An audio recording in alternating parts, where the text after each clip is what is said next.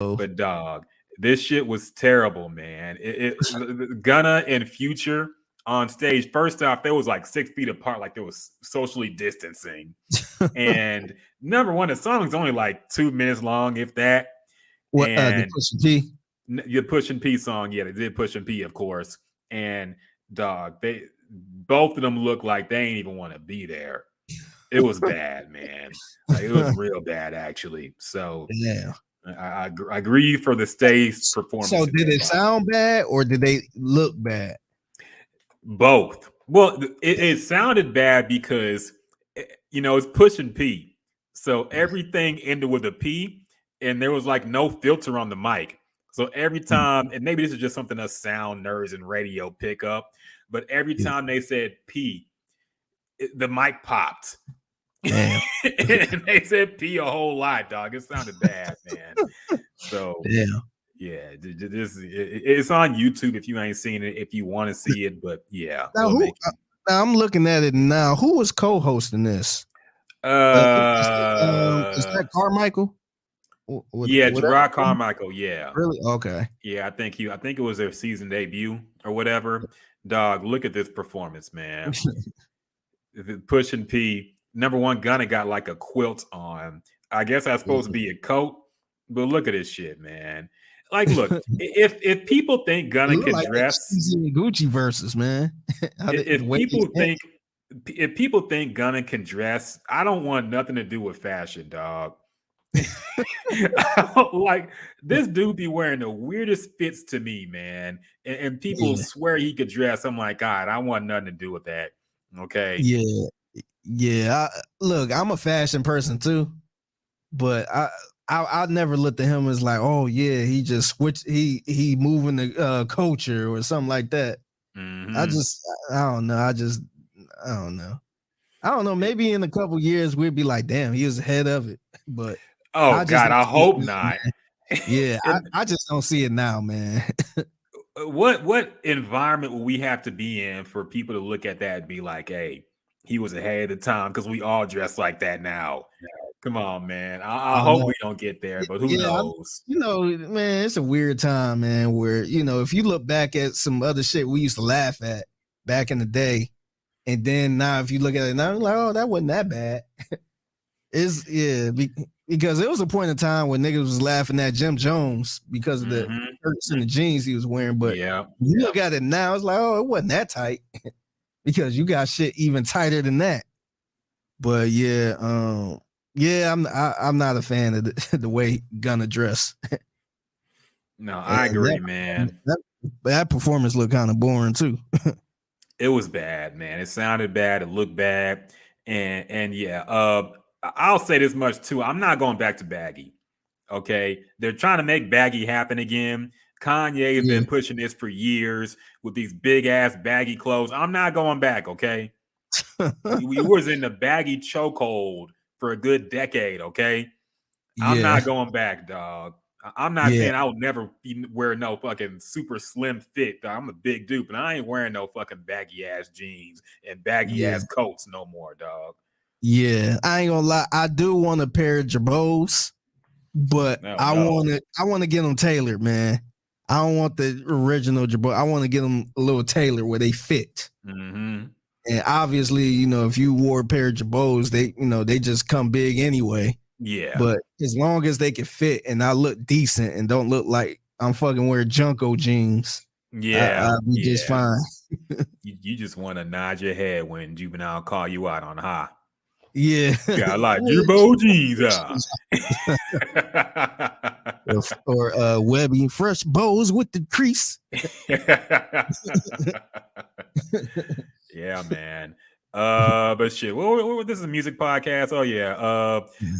First off, Jay Prince, introduce the podcast real quick for us. The gems and juice. We are back at it. A special mob. Got a Mob Ties brother joining us in a little bit. DJ XO. We had a great conversation with him. You're gonna hear from him soon. And also an early edition of the podcast. We're gonna knock this one out because we got things to do this week, But we got a lot to react to and talk about regardless. We were blessed with some new music from some high-profile artists, and Pusha T and Jay-Z, and we'll talk about that in 1 second. But first, man, quick midweek update, Figgy. How you been, dog? How's your week going? I know this is the wifey's birthday this weekend, so yeah. Shout out to the wifey, Christina. Happy birthday! Shout out, her birthday. Yeah, her birthday is this Saturday. So we have no clue what we're gonna do. We might travel somewhere. I don't know. But yeah, shout out to her, man. Happy birthday. April babies, man. So your wife, Jasmine's, my sister's, and my birthday are all in the same month. Yeah, man. I'm out here looking like that Homer Simpson meme. When he was in the bar and everybody around having fun, and he just sitting there like this. This is how I feel every time in April, man. No, it seems like it's a lot of April birthdays, man. But shit, it's gonna be a good time. Shout out to Jasmine. She got a birthday coming up too. So yeah, shout out to Jasmine, of course. Yeah, it's so crazy because like you don't have to worry about this, but with me being married, it's so much stuff I have to worry about and try to get a gift for. So like birthday is one. I want to say in a couple months later, anniversary, and then you got Christmas, you got Valentine's Day. It's like all equally spread apart where I don't have a long gap where I could just chill. So it's like soon as Valentine's Day is over, bam, her birthday right there. And I'm like, fuck, I gotta get something else. And then right after that, I got a little time to chill. Then bam, anniversary, I gotta do something for that. It's like equally spread apart. It's a little irritating, man. It's not like a thing where, oh, her birthday is around Christmas too, so I can knock both of those out at the same time type thing. I could get a gift for birthday and a gift for Christmas. It's like I gotta wait a couple, just like 1 or 2 months, then get something else. And it's a little frustrating, man. That's a little pet peeve of mine. It's a lot frustrating, man. Honestly, these holidays are all bullshit, dog. Okay, I understand birthday. I understand anniversary. Anniversary is supposed to be both of y'all's day, but you know, the man always end up making the plans and spending more. So it's really just another birthday for her. But dog, fucking Mother's Day, you got Valentine's Day, you got whatever other horse shit they come up with. It's all planned to drain us. Yeah. It's all planned to drain us financially, even more so. Because you know, even the ones who front like they don't want nothing, they do want something. You can't even trust that. Yeah, because you could probably ask any woman, hey, do you want something for Valentine's Day? Oh no, we don't have to celebrate. You don't have to. But you gotta do something. Yeah, exactly. Because she gonna go to work and she gonna see all her goofy girlfriends getting all these fucking edible arrangements and shit, and then she gonna be looking all funky because her boyfriend or her husband ain't get her nothing. So she gonna come home mad at you. And it's like, what the fuck? You said you didn't want nothing. Exactly. So that's the stuff you gotta go through when you, I guess, in a relationship. You gotta go through that type of stuff. And it's a lot of pressure, man. It's a lot of pressure. Dog, social media has made it 100 times worse. Okay, because these women be looking at shit celebrities be doing, or some random ass nigga, and it could be a fake ass video with like fucking rose petals leading to some elaborate hotel with a bunch of shit and Louis Vuitton bags and all these presents on the damn bed. Get the fuck out of here, man. Even worse than that, man. All it takes is a simple tweet from a girl you don't even know, and she went viral because she said her dude, he bought her 100 roses. Because they've been together for 100 days and each day was amazing to him and all this other bullshit. And every girl retweeted and like it. And it's like, what the, like, that's what I want in my man and blah, blah, blah, blah. It's like, damn, like, how you even know she lying, man? It be girls out here buying themselves flowers and shit, trying to make it like, you know, they love flowers and dudes is just sending them shit. This girls out here, I'm going to use perpetrating. It is, man. These girls out here perpetrating too. They be saying shit like, my man told me to take the day off. Then he flew me to Miami so he can chill on the beach and drink mimosas. That's what I call applying pressure. Like, what? Like that's in this economy. Don't be acting like that's some shit that any nigga can do, okay? Yeah. Yeah. Like, get the fuck out of here. Simultaneous trips overseas and shit. Like, get the fuck out of here, man. Yeah, we over here sounding like the messy podcast and shit. Look, fuck it, man. No, they say way worse, man. They say way worse. I think what we're saying is pretty reasonable, honestly. But yeah, all this shit about, look, we're regular people. This is a tough time out here. Women don't be getting gassed up by the fake shit y'all see on social media. Yeah, we 9 to 5ers, man. Exactly. We're squares, according to a lot of social media, apparently, and lames. You know, like Russell Wilson. Mm-hmm. How did that shit end up popping back up, man? Because I feel like we talk about him being a square or lame for like 10 straight years, man. Dog, it was randomly a topic on that spinoff of I Am Athlete podcast with Ryan Clark and with Channing, what's his name? And they for some reason started talking about Russell Wilson and Sierra. And that Channing dude kept like, he was upset about it. He was like, oh, ain't no woman gonna choose a Russell Wilson over Future. She wouldn't be with him. And that's like, what? God, you're a foot. I understand like regular ass niggas having these thoughts. You're a football player, man. You know exactly why he got hurt. $100 million reasons why. But don't act like fucking you're surprised she ended up with him and not a rapper. Yeah, and the part I don't get, man, is people keep saying the same shit. We like, look, I can't sit here and say, hey, this is the reason why she's with him. You know, it's not really fair because she, you know, they look like they in love. Mm-hmm. But come on, we've been saying the same shit for a long time, man. That's been the conversation from the beginning. When she left Future, she ended up getting with Russell Wilson. That was the conversation. Oh, she looking for security. We had that whole conversation, man. And I don't understand how people just bring it up like it's a new take or a unique take or something. Dog, we have this conversation. That's what I call Twitter in reruns. Yes. Because we have the same conversations every 3 to 6 months. It's going to be $200 dates. It's going to be Russell Wilson and Sierra. It's going to be some other goofy relational bullshit. It's always the same topics recycled over and over again. How would you feel if he paid for a meal with a Cash App card? Yeah. Why can't my as a woman who's in a relationship, why can't I have dinner with another man? Some shit like that. It's always the same shit people argue about on social media, man. And Russell Wilson and Sierra is like one of the legendary topics. Yeah, right now the Will Smith and Jada is going to take it probably for the rest of the year. But man, wait till she speaks out. It's going to be a whole nother debate. Another think piece on it. Yeah, it's never going to stop, man. It's never going to stop. Yeah, I don't know why that came up again. It was super weird, man. Yeah, man. Because I'm looking like, why is he trending? I ain't going to lie, man. I want them to do good just for the simple fact that, I want, it look like they happy. Mm-hmm. But every time I see Russell Wilson trending, I'm like, oh shit, did he get caught cheating or some type of scandal or something? Like, oh, I don't need that, man. Black Twitter gonna go insane. It's gonna be men versus women and all that other bullshit. So when I seen that, I'm like, why the fuck? Like, then we had this damn conversation 10 years ago. Like, damn. No, it never ends, man. And they don't be bothering nobody either. So I don't even know how it's always a topic. Yeah, like why? Yeah, that's the other part too. Why is we talking about? They not out here talking shit, or she not sitting here saying, looking down on other people, or he just a cheesy dude, man. Nothing wrong with that. Like, why is they the butt of everybody jokes?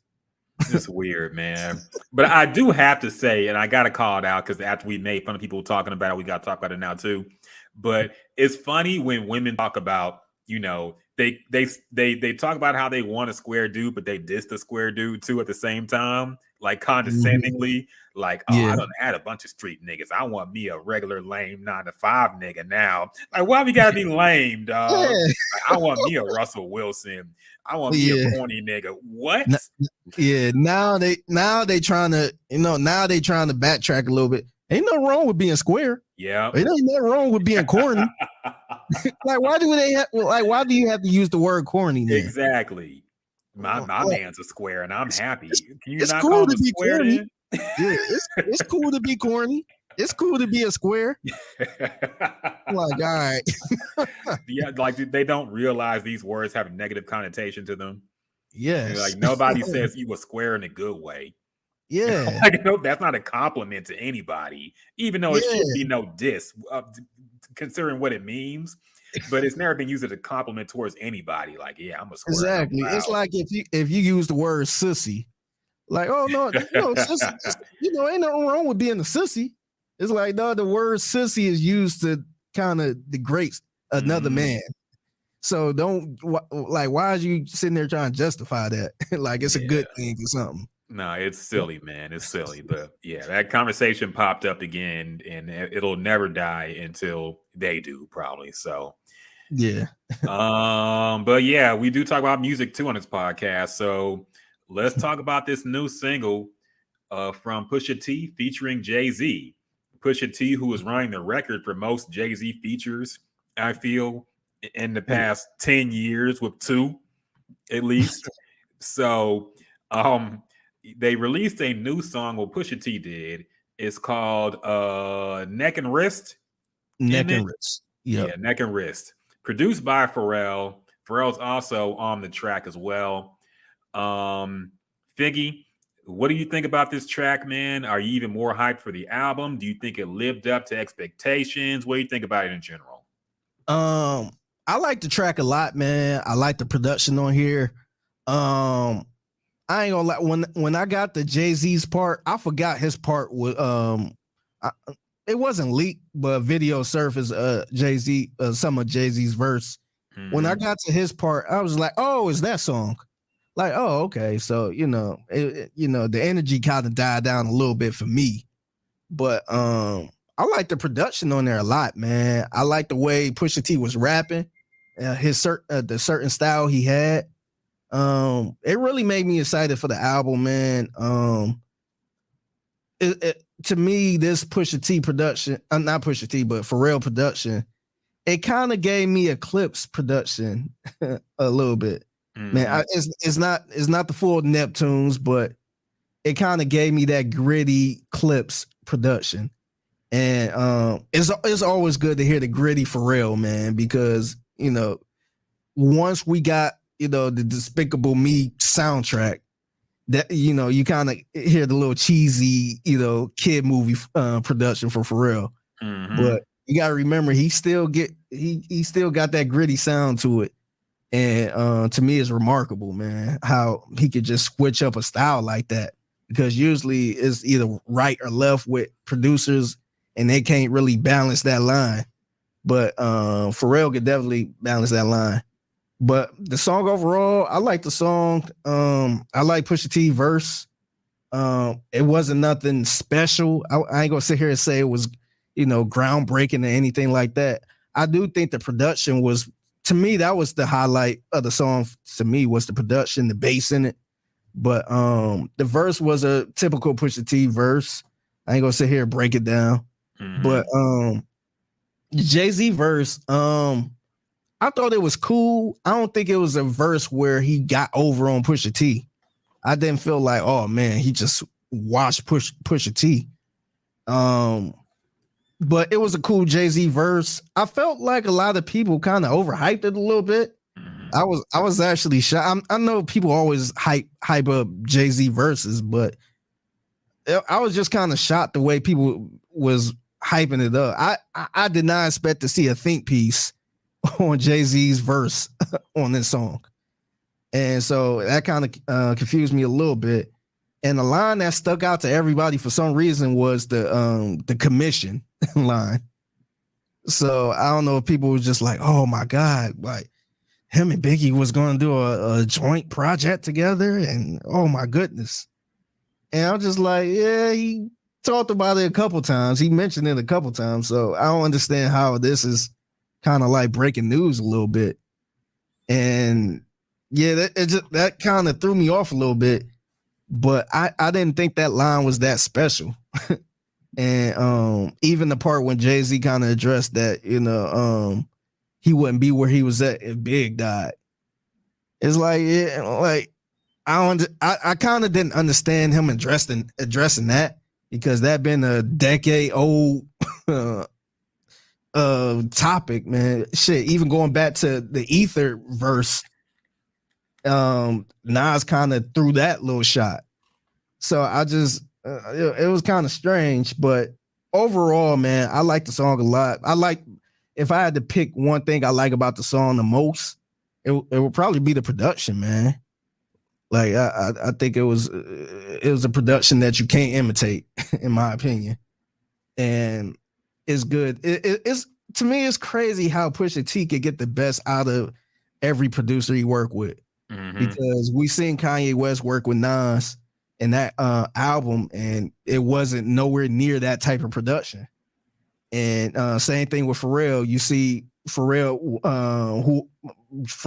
worked with Jay-Z probably a lot, man. And he never got a production beat like that, to me.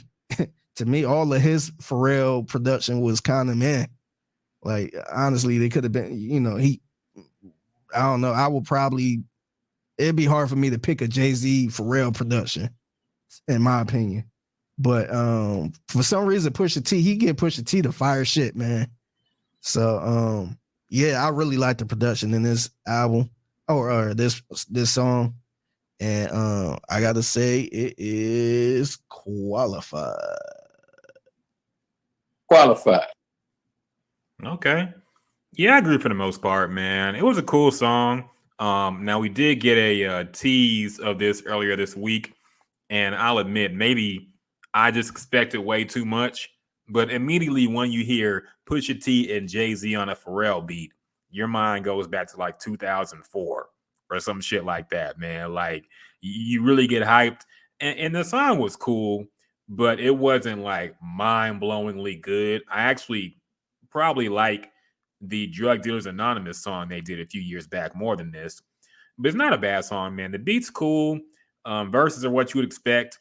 Yeah, Jay-Z, the commission line, the whole thing about Big, and we talked about this before the podcast. It's funny how Jay-Z in this song talks about how he don't be on Twitter and shit like that, but he talks about arguments people have on Twitter about him, which clearly implies he's on the internet in some way, shape, or form, and he's seeing these things people say, and he's just, instead of tweeting about it, he's replying via his songs, which I respect. But like, don't act like you too busy to, like, nobody's too busy to be on the internet, okay? Yeah, everybody wants to see what people are saying about them. Everybody wants to know what's going on in the world. I know he's very plugged in like the new artists and things that are happening in the world. He ain't got to lie to us and act like he don't be on Twitter, man. Okay. Yeah. And see, that's the problem I had. Don't sit here and shit on people for being on the internet, but then talk about address everything they saying about you on the internet. Exactly.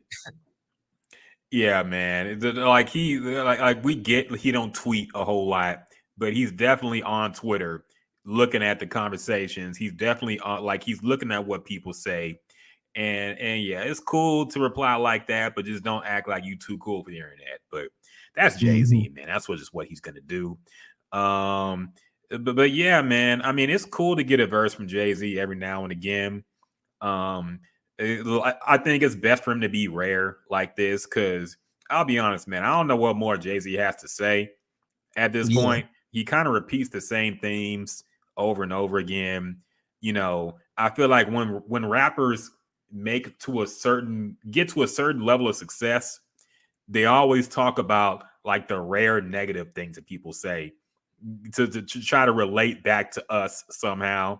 Drake does it too. Drake talks about how he used to, fucking eat tuna sandwiches back in the day or some shit like that. Like, he always got to take it back, like, to when he didn't have shit.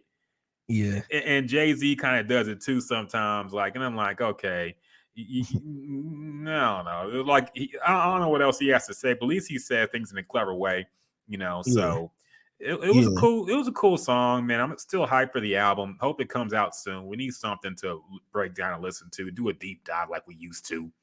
Yeah. It's been a while since we did that. So I'm looking forward to the album. But it was a cool song, man. I definitely say it's qualified. All right. Qualified.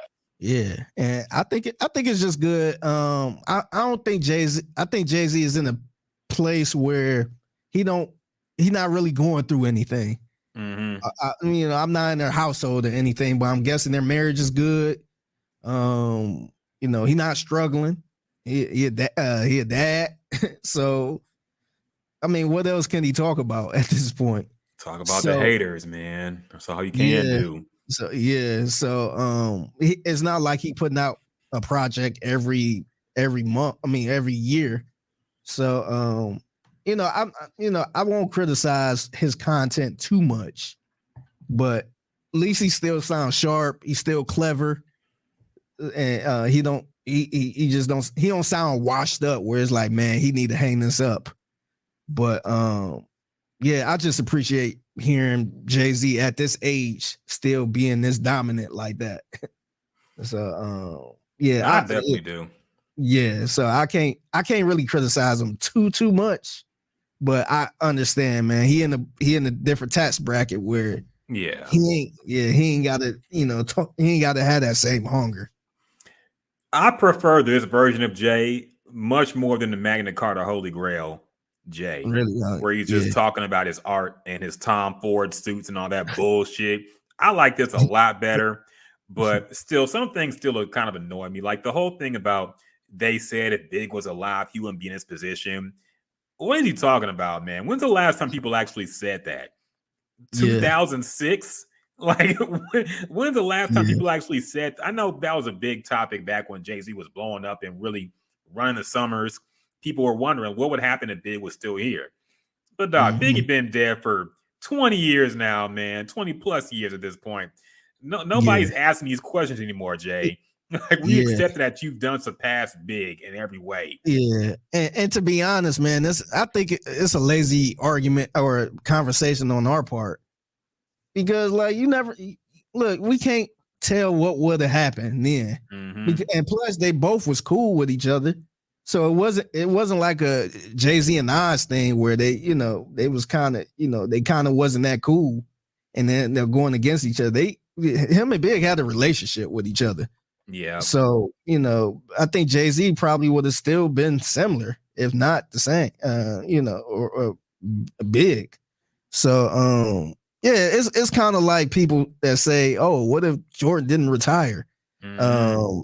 Hakeem probably wouldn't have got his, 2 rings or something. What if Kobe never got injured?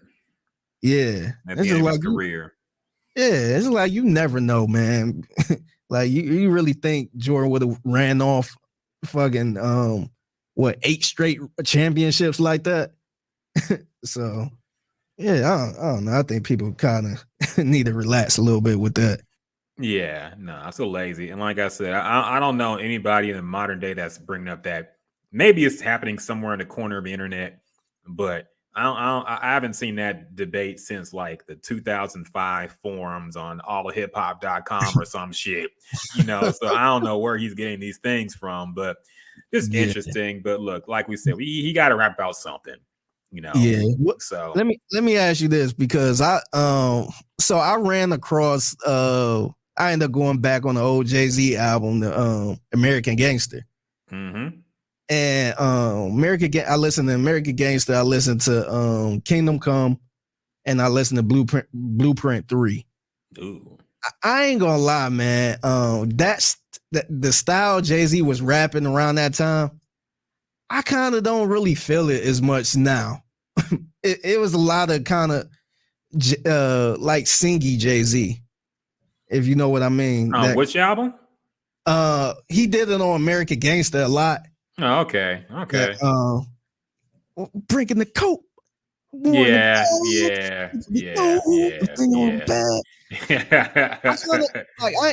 Obviously I like that album, but when I listen to it now, it's kind of like it sounds a little irritating. It sounds too singy, man.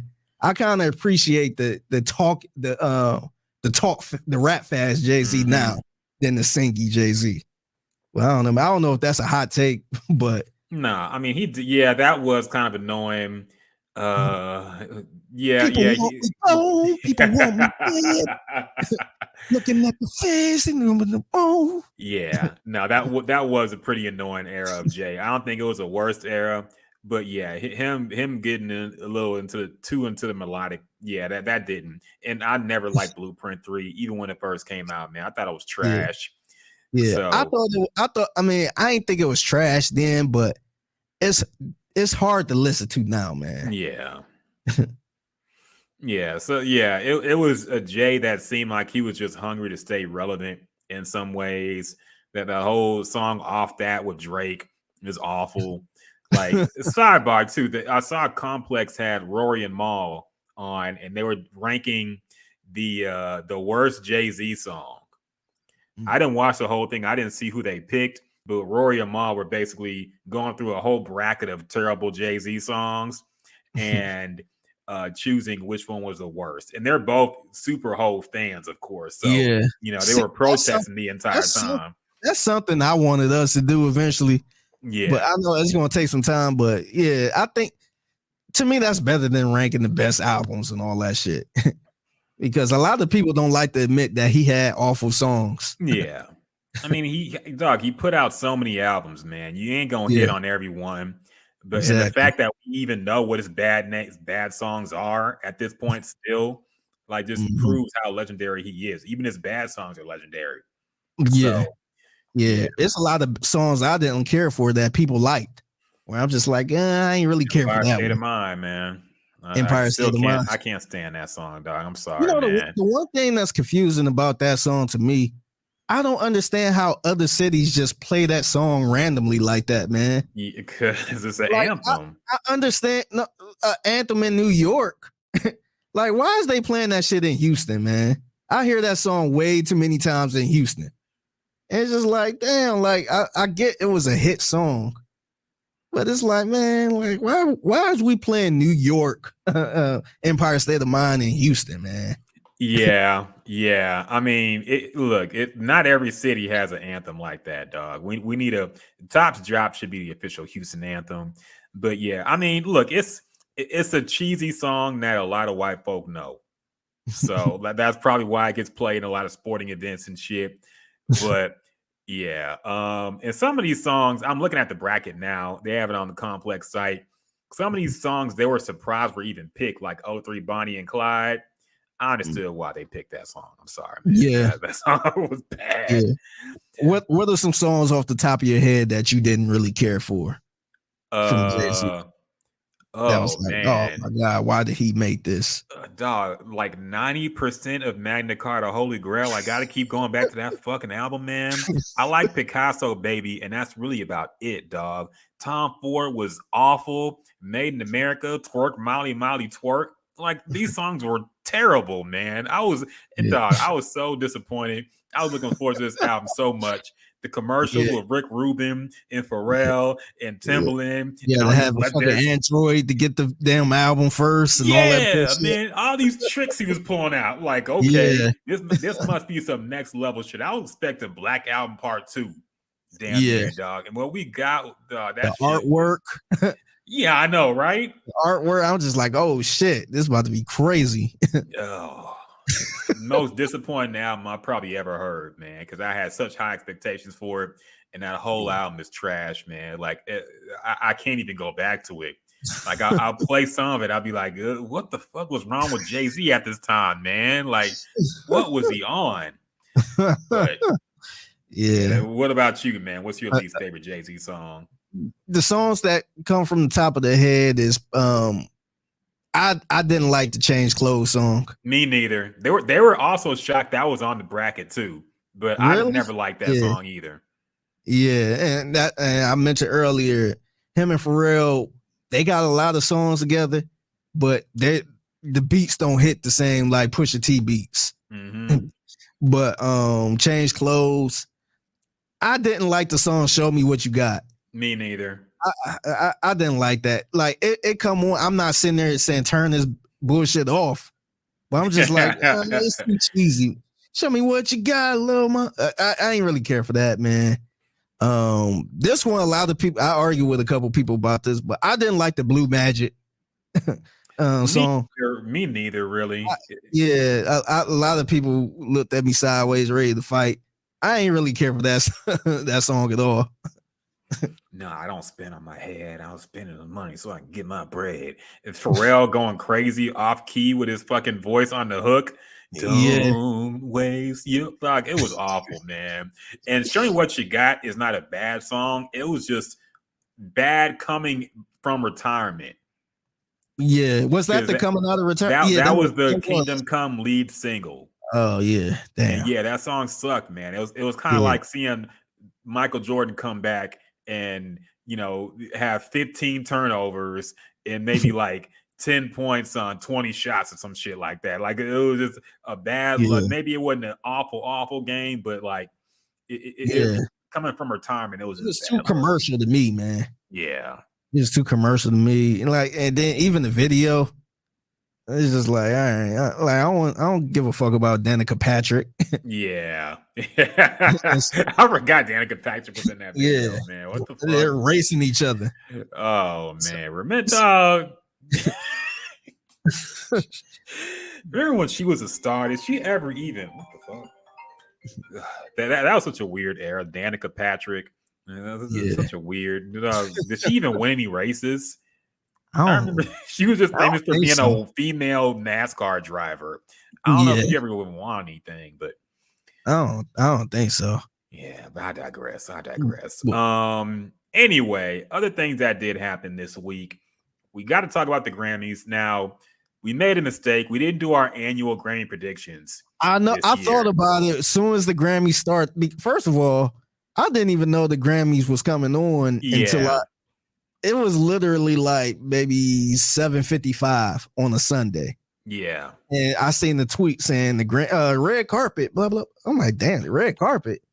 And I look and the Grammys was coming on in 5 minutes. I'm like, shit. I'm like, we didn't even do a prediction or nothing. I know.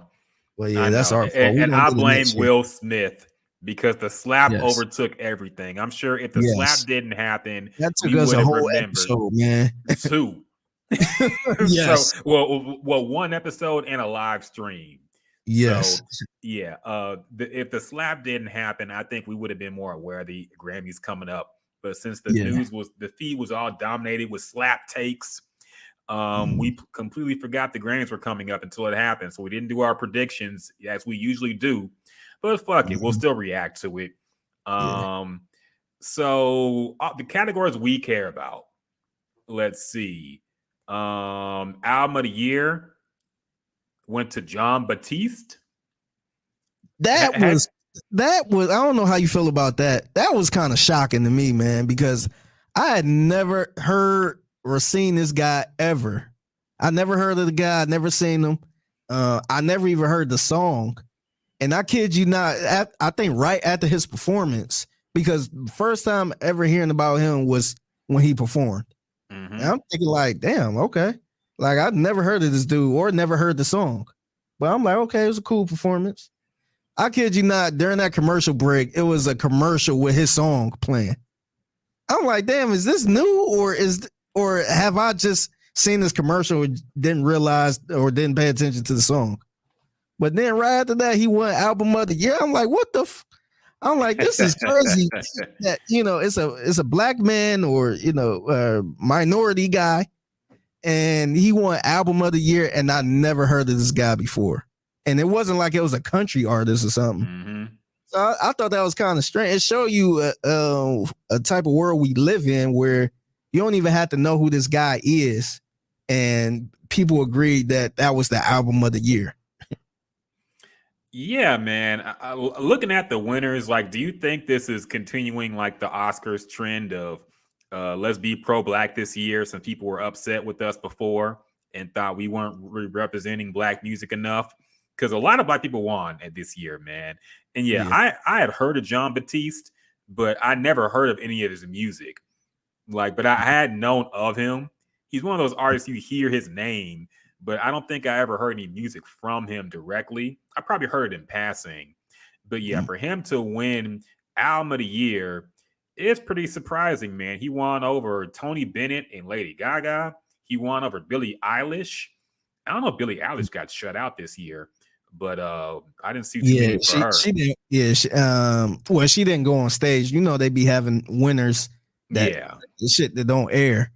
But she didn't go on stage. I kind of want her to win something because she was fucking dressed in a big ass t-shirt and jeans or some shit. Maybe that's why. I kind of wanted her to go on stage just to see the whole outfit. But I don't know if she won anything, and she cleaned up the first year she went to the Grammys. Yeah. So maybe that was the Mariah Carey curse. Like, okay, we'll give you a whole lot the first year. That's it. Yeah, that's it. So yeah, it looks like I'm sure she got something. I'm scrolling down, but I didn't see her win anything so far. So John Batiste got Album of the Year. Silk Sonic got Record of the Year for Leave the Door Open. And Song of the Year. And Song of the Year. I don't see these goofy Grammy categories. Like, what the fuck is the difference between a record and a song? I don't know. My guess is because when they first got Record of the Year, when they were announcing all the people part of the record, the nominations, they were actually naming everybody that had something to do with the song and their real names. Mm-hmm. So I wonder if Record of the Year is giving people, the writers and all that shit, the credit, and the Song of the Year is just the Song of the Year in general. I guess I'm not sure, but I never really knew the difference or understood why they did it like that. I don't get it either. And I do remember, they did say they were increasing the nominees for some of these categories, like Album of the Year. Like a lot of albums got nominated for Album of the Year and Record of the Year. Yeah. So they did mention they were expanding that. Pretty interesting. Best Pop Duo Group Performance went to Doja Cat featuring SZA. So good for them. Yeah. What happened to SZA's? She walked up there on crutches. Oh, I didn't see. Yeah, she walked up there on crutches, and I had no idea she was even injured. But she looked good, man. Thick as hell. Yeah, I seen her do I saw some video with her looking super sexy, but I didn't know she was on crutches at the Grammys. I don't know what happened. Yeah, but she was on crutches. Doja Cat trying to learn how to dance. Obviously it could have been. That tripped off her own feet. Yeah. But Doja Cat was up there. She was real. Yeah, she was real emotional because we talked about what she was going through with the retirement and all that stuff. So hopefully this kind of motivated her to keep going. Yeah, she was doubling down on it before the Grammys too. She was saying she was going to do all her obligations and then quit. But maybe she has had time to reflect and she'll do something else. I don't know, but I'm sure that Grammy meant a whole lot to her. So good for her, man. Yeah. Best R&B album went to Jasmine Sullivan for Hotels. That was shocking because she won that over her. Yeah, and her is her is an industry favorite, man. She's an industry darling. So very interesting. It's funny. So this Hotels album, I don't know if you heard it, but when it first dropped, it was supposed to be an EP. It wasn't even the album. It was very short. And it's just funny how, stuff changed where they, it could get into the album of the year conversation or the R&B album and, little stuff like that. So, man, that's good for Jasmine. Yeah, happy for her, man. Best rap performance went to Baby Keem featuring Kendrick Lamar, Family Ties.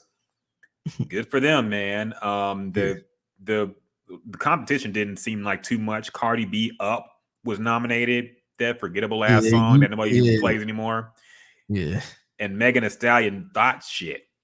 Has any song won a Grammy with a cuss word in it? I don't think so. Do you count Damn as a? Did Damn even win? I'm talking like shit or fuck. Oh, okay. Or shit in particular. You got to bleep it out. Yeah. Like what would they?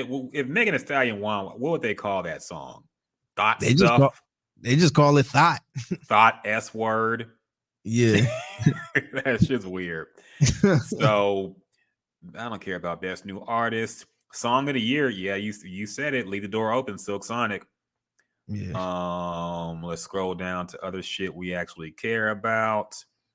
Best R&B performance when it was a tie.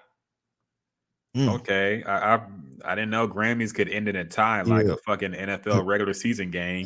This must have been something that wasn't aired. Yeah, probably. Silk Sonic and Jasmine Sullivan both won for best R&B performance. So good for them. Best traditional R&B performance went to her, so she did get something. See, best R&B song went to Silk Sonic too. Damn. Yeah. They clean. Yeah, they was cleaning up, man. It seemed like it, dog. I thought the album was cool, but damn. But see, the Leave the Door Open was a good song. Yeah. So that song kind of got everybody hyped. So that's why I think the album is kind of meh, because that song was so damn good, and I don't think everything else they released they can't top that one. So but this kind of brings up a problem of like, can a song be nominated for, like, can a song win Song of the Year but not win R&B Song of the Year? That's what makes it confusing, because you kind of have to, if a song is this big enough to win Song of the Year, it has to win everything it's nominated in. It's an R&B song too. Yeah. So like, how can you say it's not the best R&B song, but it's the best song of the year? So the Grammys are weird, man. Yeah. Best rap album went to Tyler the Creator for Call Me If You Get Lost. Yeah. Can't argue it, man. Yeah, he wasn't even there either. Yeah, I saw he was somewhere else, but that's the second Grammy he won, man. Yeah, I think, yeah. So that's good. Well, good for him. He's an artist I never thought would even get nominated, the way he was putting out content early in his career. So the fact that he has gotten here and has won 2, good for him, man. Happy to see the growth, and I enjoyed that album. I picked it for my album of the year. So yeah, good for him. Best rap song went to Kanye West featuring Jay-Z for Jail. Well, he wasn't allowed to perform it. Yeah, he wasn't allowed to perform because of his, I guess, his issues with Pete Davidson. He also pulled out of Coachella, which I think is supposedly because he's trying to seek some treatment for something. At first, I thought it was because they weren't going to let Travis Scott perform, because he was going to bring Travis Scott out. And I thought at first maybe they're just trying to not have him even perform, and he just pulled out. But apparently it's for mental reasons or some kind of therapy. So I hope he gets the help he needs. And I think The Weeknd is going to replace him in Coachella. So yeah, good for them. I know the Kanye fans with this. Oh, probably, especially if you bought a ticket. Yeah. But oh well, man. I'm sure he'll put on a good show regardless. But I like Jail, man. Okay, I know it wasn't the most popular song. People heard that song and were like, "What the fuck?" I like that song a lot, man. Out of all these songs, I would probably say it was the best for me. Baby King, Family Ties. Yeah. No, Jail is a good song, man. When you go back to it, this is a really good song. It sounds amazing. Yeah. It sounds really amazing. So yeah, I like it. Yeah, good for Jay-Z too. I know he went 0 for 7 a few years ago. He was really upset about that. I think they boycotted the Grammys after that. But good for Jay-Z getting the Grammy too. Look, for a verse he recorded at the last minute, literally. Yeah. Apparently, like the day they premiered Jail, he just sent the verse in a few hours ago before the show. So yeah, for a verse he probably knocked out in about 5 minutes. To win a Grammy for that is pretty dope, man. So yeah, he got other Grammys though, right? This ain't his first. Yeah, nah. Jay has Grammys. Yeah, okay. But his last album, 444, didn't win anything. Yeah, okay. So yeah, he was upset about that. But what can you do? Yeah. Shout out to our friend of the show, because Hurricane by Kanye West featuring The Weeknd and Lil Baby. Got an award too. It won for best melodic rap performance. So Josh got a Grammy. Josh Meese. Yeah, he got a Grammy, man. Good for him. Yeah, man. Now he's too big to be on our podcast again, I'm sure. I know, man. It's like, the price of yesterday's price ain't today's price. Come on, I Josh. know. You gonna charge us? Yeah, he might. He might. The price of the brick went up. Mm-hmm. Is that all we care about? Oh, this is like bluegrass and folk. I think that might be it for. Yeah. I think that's it for that. Yeah. But so? I did watch the Grammys from beginning to end. And I ain't gonna lie, man, it was a little boring, man. For some reason, I don't know if it's because it wasn't really star-studded like in the past, especially when it comes to hip hop. It like, I don't know, it was a little dry to me, where I found myself like, damn, like, why am I watching this? It was a little boring to me. Some of the highlights of this show was not seeing Nas perform. I thought that was dope. He had a dope performance. He started with some older records and then got into some of his new shit. What else? To be honest, the highlight of the Grammys to me, this is shocking. I know this is a hip hop podcast, but Chris Stapleton, his performance was dope, man. Oh, okay. And that song on there, he's a country artist. The song he played, it was a song called Cold. And it did not sound like a damn country song, man. And he was singing his ass off. He had some white soul in his voice, man. Like you could hear the pain in that song. I'm like, damn, this song kind of all right. So he kind of stole the show. This is the first time I seen, because my timeline is, I would probably say 75% black / hip hop. Mm-hmm. So I see a lot of hip hop takes and stuff like that. And this is the first time I seen most of them raving about his performance. I'm like, damn, this is, because usually when a country artists go out there and perform, you don't really hear people say much about it, or you might say, who the fuck is this? Or time to go to the bathroom or some shit like that. Mm-hmm. But yeah, his performance was pretty good, man, to the point I had to put that song in the Serato, man. So yeah, that was, and this is not like a diss or anything like that, but it's kind of a problem if that was the highlight of the night. Chris Stapleton, a country singer, taking the show away. And it wasn't like he was, dropped from the sky or some shit where it's like, wow, he did that. Mm-hmm. Like, to me, his performance was the highlight. Yeah, I had seen Chris Stapleton at the rodeo a few years ago. That's on a pretty good show, man. And yeah, he does, like, his music is played on black stations. Tennessee Whiskey got a whole lot of run on urban stations over here, man. That's just cold. But yeah, look, we're in a post-slap universe now. We're in a post-slap world, okay? These regular ass award shows ain't gonna do it no more. Okay? I think that has something to do with it, man. Because look, so when I first started watching the Grammys, I'm thinking like, man, the one thing I wanted to take a note of was how many times they go and reference Will Smith and Jada Pinkett. And right off the top, man, Trevor Noah, he said it right off the top, like, oh, it ain't gonna be nobody smacking anybody here. I'm just like, oh my God, like we about to be doing this the whole night. Yeah. But I think it was mentioned like maybe 3 times throughout the whole show. And it's funny because Questlove, he went up there to read off a nomination.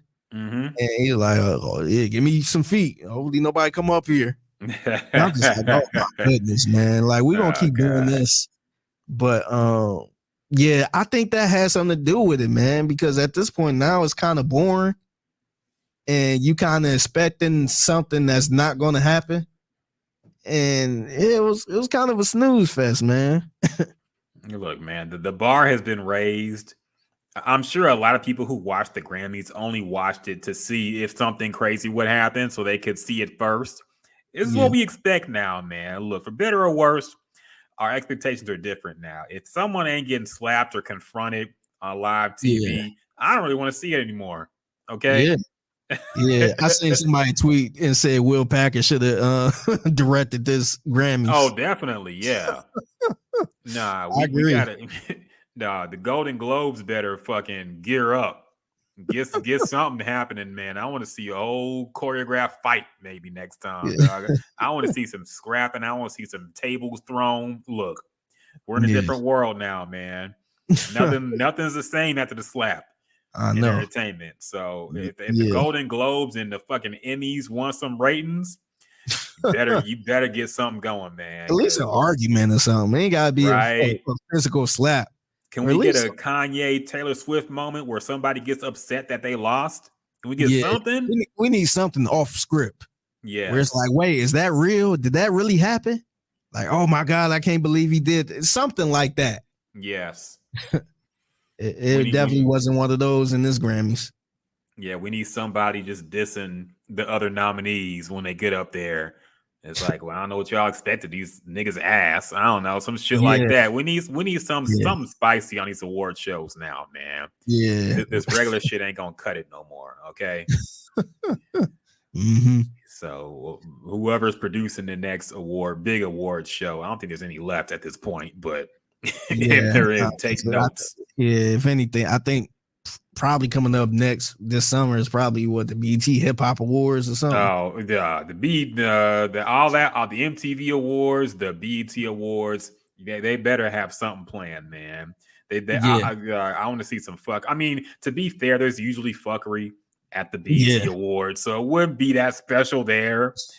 But still, we need something more hype, man. Yeah, I agree. Anything else you want to talk about, man? Anything else happened this week? How do you feel about the turkey leg hut trending again? Because I guess they got like $100 deposit that you got to put down, and it's non-refundable. You got to send it through Cash App, and it gets counted towards your food.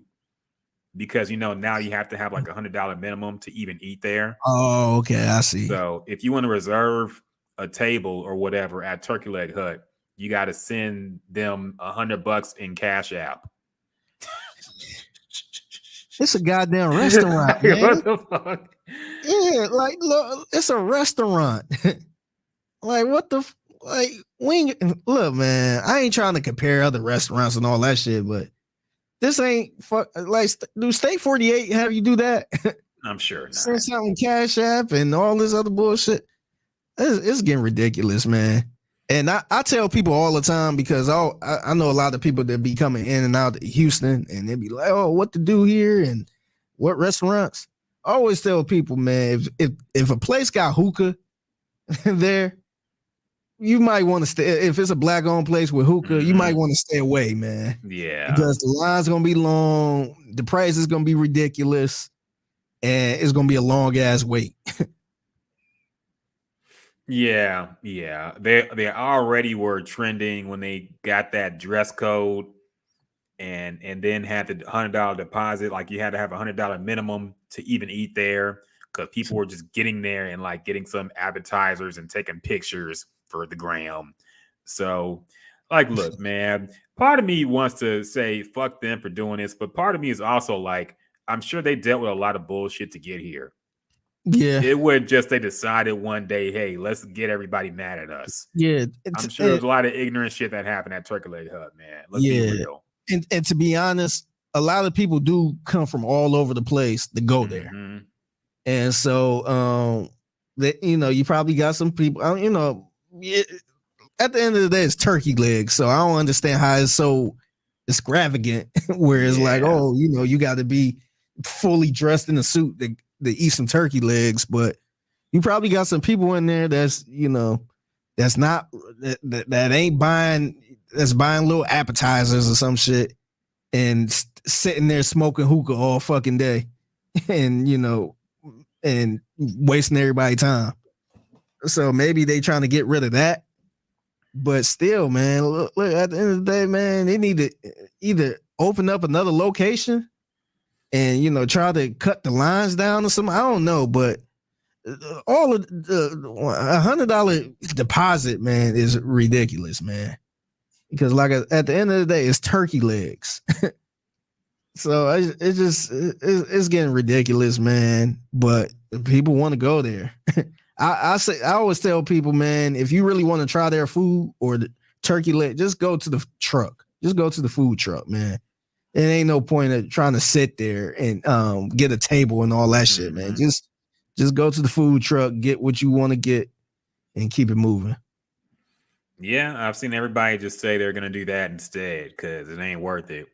But we're in a weird era, I've realized, where like regular ass shit, at least things that used to be regular ass shit, is now regarded as luxury. You know, these restaurants that aren't really 4 or 5 star restaurants are charging like they're 5-star restaurants. You got like designer hoodies and sweatpants that cost $900. Yeah. Niggas spending $500 plus on sneakers. These are not luxury items. Yeah. But people are paying luxury prices to wear them, to be seen, to eat, and to be seen. Like, these are not world-class chefs making this food, okay? If Gordon Ramsay was cooking the food, maybe I would put $100 deposit down.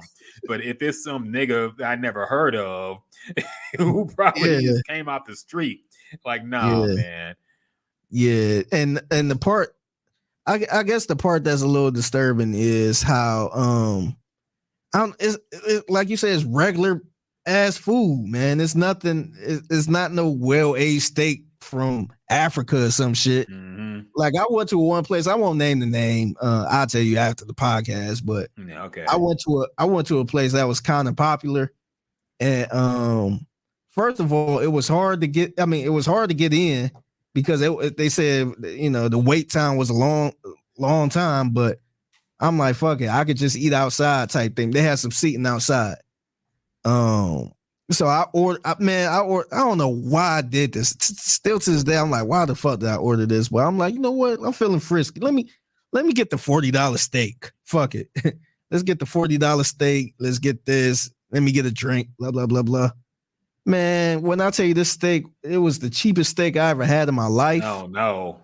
It was not a good steak at all. It was tough. It was super thin.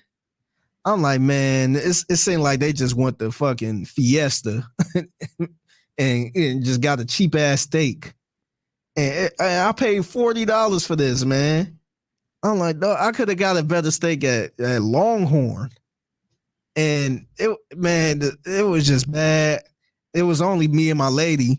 And they, of course, they was going to do this, but they added the gratuity where I'm just like, all right. Like the service was a little rough and I could tell the waitress was irritated, but I think they were short staffed. So at that point, I'm like, you know what, you having a long day. So I can't get mad at that, man, because I'm not in your shoes. I'll probably be a little upset too. But just the service was so bad, man. I was just like, man, forget this. And last week, I ended up seeing their post of them going viral because the service was bad, and they charged like I want to say they charged like a DJ fee on top of the bill, which is kind of goodness. Like I never heard of it. So this place usually have like a DJ or a live band or something like that perform, and I guess whoever eat there at a certain time they charge them like an extra $4 or $5 for the entertainment fee type thing. And so the person who was writing the post was, they mentioned how, maybe they could eat before or whatever, and before the time frame. I think the time frame was like 7:00. And so they ended up getting a seat at like 6:30 or some shit where they were going to, 6:00 or 6:30, where they was going to miss the entertainment, miss the band. And they still got charged for that. They said they still had to charge them even though the band wasn't even there. So I'm just like, what type of crazy shit is that, man? Like just little janky shit like that just ticked me off, man. And then of course you had people trying to defend them like, oh well, you know how much it costs to get a band in and blah blah blah. Like if that's the case, don't get a band. Just keep it straight food and and play some music over the speakers or some shit, man. Like what? Like because like me, when I went there, I didn't come for the band. I came for the food. And I ended up sitting in the outside where I didn't even see the performance. And so I think it's kind of crazy to charge somebody, just tack on all of these charges and all that shit. It's just, I don't know, man. It's just the way they, restaurants do shit nowadays. It's kind of insane. And then you're not even getting the right service for it. It's really whack too. And I don't know what you're talking about yet or what place, but it seems to be mostly Black-owned businesses doing shit like this, man. I have to say, and that's the wackest thing because we naturally want to support Black-owned restaurants and businesses, but all too often I see them charging crazy prices for regular ass food, like you said. Like, for example, if I go to some place like Trolux or Trulux, however you say it, seafood restaurant ain't cheap, pretty expensive, but at least I know the food's gonna be good and the service will be great. You go there, they're always gonna take care of you. If you go to these Black-owned luxury restaurants, I'm not gonna say all of them, but a lot of them, it seems it's a toss-up, man. You never know if the service, they gonna give a shit about you. You never know if the food's gonna be even good for what you're paying for it. Like it's too much in the air. And like, look, man, people always want to say, well, you pay this at white restaurants. Why do you want to play this? Like, it's not the same, man. Okay. Let's be real. The presentation of their food and how they cook and make and present it is way different from what y'all be doing, dog. Let's be real. They don't cut corners and they're very professional. Like I said, I'm not all of them. You can go to a luxury white-owned restaurant and have a bad time too. But in general, it just seems like a lot of these Black luxury restaurants, owned restaurants, are just overcharging because they want to. You know? And they think more people will like it because it's more expensive. Like we can taste and we know what's good and what's not. Yeah. It's and annoying, I think the other problem is even like you said, people do have bad experiences at white expensive restaurants too. But they don't come out and say, "Oh, well, it's a white-owned business, so you need to support them." And you don't see nobody sitting there caping for them, like, "Oh, you know how much it costs to get the food and the workers and blah blah blah blah." It seems like it's always the excuses when it comes to why you wasn't pleased with a Black restaurant. Yep. And like I had bad experiences everywhere. But when I have a bad experience at a Black restaurant, then it's like, oh, well, the workers work all night and, it was only this. And, oh, well, the band got to be paid too. But you don't hear none of that when it comes adding on extra fees out of nowhere that they don't even mention until the bill comes. And you're like, what the fuck is this? Yeah. Bad practices, man. I was so pissed that night. I was still fucking hungry, man. That's the worst feeling when you go to a restaurant, you overpay. And you still be fucking hungry, man. You gotta go to McDonald's or some shit. And you would have been like, I could have just did this in the beginning. Man. Yeah. So that was the worst feeling ever, man. And the bill, damn near, I could have went to fucking Steak 48 with the bill, man. I'm like, fuck. And the steak was not good. I was like, man. And me, like I said, I don't want to name the restaurant on this platform because I don't want to do that to other, I don't want to do that to a Black business. But I told people often whenever they come to town, I always put this restaurant on the list, but I'm like, hey, I didn't enjoy it there because I see a lot of people mention how it's good there. So I don't want to sit there and say, hey, it's awful. But I'm like, man, you go here at your own risk because I didn't have a good time there. And the food it'd be one thing if the food was good, but the service was shitty. But the food wasn't even good.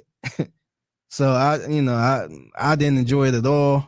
And I don't know, man. I'm starting to see more people speak out on this restaurant. So okay. Yeah.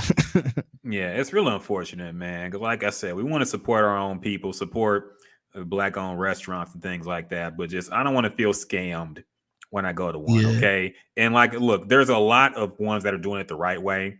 A lot of ones that actually charge a reasonable price and they actually take care of you. Yeah, shout out to the Greasy Spoon. I was there a couple weeks ago for their 2-year anniversary. I talked to the owner, and shout out to Max, who people kept saying he looked like the guy from Everybody Hate Chris. But yeah, I tried this food, the restaurant. It was a good vibe. He had a band there. He wasn't charging people entertainment fee and nothing like that. And like I said earlier, man, that place is like a comfort type of place where your family can go, your grandma can go, you could go right at the church type thing. So it was no hookah, so the line just went by quick. People go in, they eat, they talk a little bit, and then they bounce. So there's no hookah, there's no alcohol where you just, there for hours, just soaking up time, and you got people outside waiting for 2 or 3 hours because a motherfucker in here, bought a section and got hookah and shit. So, yeah, man, if you want to find a good family type of restaurant, family type of atmosphere, man, just see if they got hookah. If they don't have hookah, man, it might be a good place where you could get in and out. Kind of like the Breakfast Club. The Breakfast Club be having lines too. Yeah, but it goes pretty quick though. Fast. Yeah, because people get in, they eat, they talk, and and ain't no TVs and all that shit in there. So by the time you finish, you dip. And so the line goes super fast. But when you got hookah, you got liquor and all that shit, man, people be in there for hours. Yeah. And then not to mention, they be sitting there just snacking on some appetizers and not even taking pictures. Yep. So it's frustrating, man.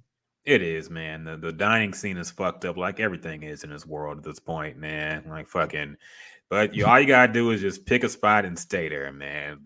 Know your spot of good places. That's why people always want to venture out and try new things, but man, sometimes you just gotta stick to what you know, dog. Because sometimes when you ain't heard of no place, it's for a good reason. So and it's the worst. Like I said, it's the worst feeling to come out and your bill is like $80 and $90. Yeah. And you didn't fucking enjoy the food. No, definitely, man. It's like, damn. And you don't want to shortchange the waiter. It's not their fault, but it's like, fuck, man. The shit sucked and I'm not even full. Yeah, and it's not a worse feeling than this when, the food sucked, the waiter was shitty, and you get the bill. The bill is $80 or 80 plus, and they added the tip to it. Yeah. It's like, motherfucker, it's only me and my wife. I know. So it's like, all right, cool. I ain't got to put extra with that. That's that contempt they have for their own crowd, man. You see how Turkey Leg Hut be talking when they announced that whole dress code. You saw their language they were using in that dress code. Like, who talks to people like this? These are your customers, man. Yeah. So you could tell it was just bad intentions, dog. And yeah, that's one thing I appreciate from Black women, because they will, like my mother. She will, if she don't like her food, she will let people know immediately. Like, look, this steak ain't right. Y'all got to redo it. Like, she ain't like, she'll get free food all day. She get gift cards. My sister's the same way too. They don't give a fuck. Me, I'm not like that at all, man. I'm really not, because I always put myself in the, like the waiter. Like, look. The waiter didn't make the food. Exactly. And you think like they got so many things to do. Now you're making more work for them. But look, sometimes you need to do that. You need, like, that's why we all need Black women in our life. They will get you a refund on shit that's out of warranty. They will take your food back and get you some gift cards or something complimentary if the food ain't good. And they will have you recook they ain't scared of nothing, man. I appreciate that. Yeah. If I say something, man, something is wrong. Yeah. Usually I'm not the person that say, hey, this ain't right. I usually, hey man, you doing a good job. And I apologize for this. I usually don't do this, but the food was cold.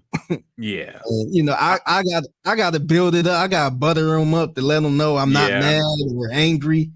But some people, they be like, excuse me, hey, excuse me. Yeah, now that's how they are. Like, if my order is wrong, I'll definitely say something. Or if something don't taste right, I'll definitely say something. Or if it's something like the steak is cold, I'll say something. But my mom and sister just have the excuse me. Yeah. This food is not right. Okay. I need something else because this is not right. It's not cooked right. Like, you damn. be sitting there like, oh shit. Because these people make your food, dog. So you don't know if they're spitting in it, putting something in it. I'll be trying to be nice, but they don't even give a shit, dog. Yeah. I'm like, yeah, I try to be nice. If I say something, man, it's wrong. Yeah. But yeah, man, it's frustrating getting a high ass bill and not even, it wasn't even satisfied with your food. I agree, man. It's the worst feeling, actually. So, yep. With that being said, I think that about wraps it up, man. Yeah. Let me cue the Anita Baker. Yep, I always need the Anita. Yeah. We appreciate y'all rocking with us for another edition of the Gems and Juice podcast. Special thanks to our special guest, DJ XO. Make sure y'all run up that hood hop on Shazam. Like you requested, man. Support Houston artists. We always try to support Houston artists on this podcast and Cleveland artists too. We switch back and forth, but make sure y'all check out DJ XO and that new single Hood Hop out right now. Thank him for coming on.